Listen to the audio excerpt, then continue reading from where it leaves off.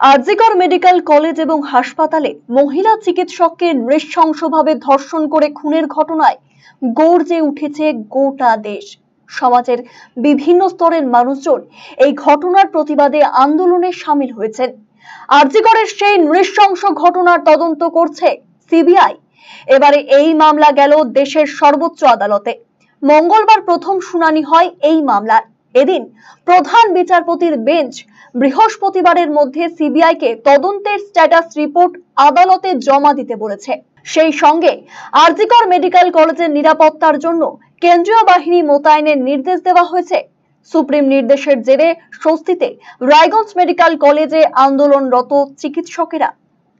Junior doctor Samidul ইসলাম জানিয়েছেন, supreme কোর্টের নির্দেশের জেরে আমরা তদন্তের গতি প্রকৃতি সম্পর্কে জানতে পারবো।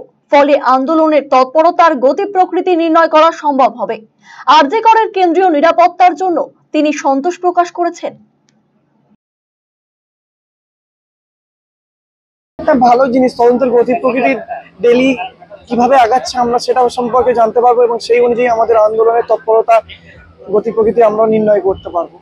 ভালো নিরাপত্তা সুনিশ্চিত করেন অবশ্যই তো দরকার, সব জায়গায় সর্বক্ষেত্রে সমস্ত হসপিটালেই, এবং সেটা যদি যে কোনো প্রকারেই নিরাপত্তা সুনিশ্চিত করা হয় সেটা ভালো জিনিস। সেটা যে কোনো নিরাপত্তা রক্ষী দ্বারা আমাদের মোটো হচ্ছে সুরক্ষিত, সেটা কার দ্বারা হচ্ছে সেটা আমার দেখার বিষয় না। আমাদের হচ্ছে যে তদন্ত সঠিকভাবে আগাক এবং আসল দোষী এবং দোষীরা শাস্তি পাক, এটাই আমাদের মেন দাবি। এবং এটা কিভাবে তথ্য প্রমাণ লোপাট না হয় সেটা চেষ্টা যে কোনো ভাবেই হতে পারে। রায়গঞ্জ মেডিকেল কলেজের সহকারী অধ্যাপক ডক্টর সজিত চ্যাটার্জি জানিয়েছেন, জুনিয়র ডাক্তারদের এই আন্দোলন যথেষ্ট গুরুত্বপূর্ণ। সকলেই জাস্টিস চান। এর পাশাপাশি আরজিকরের নিরাপত্তা কেন্দ্রীয় বাহিনীর হাতে থাকলে সেখানকার ডাক্তারেরা স্বস্তি পাবেন।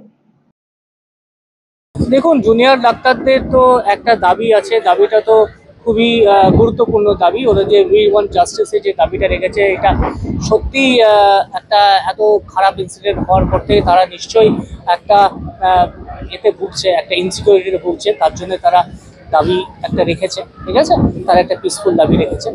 তা সুপ্রিম কোর্টের মত আর আরজিকরের হয়তো নিরাপত্তা সিআইএসএফ মিলে হয়তো ডাক্তারদের একটু স্বস্তি হবে, ঠিক আছে, সেটাই আশা করছি।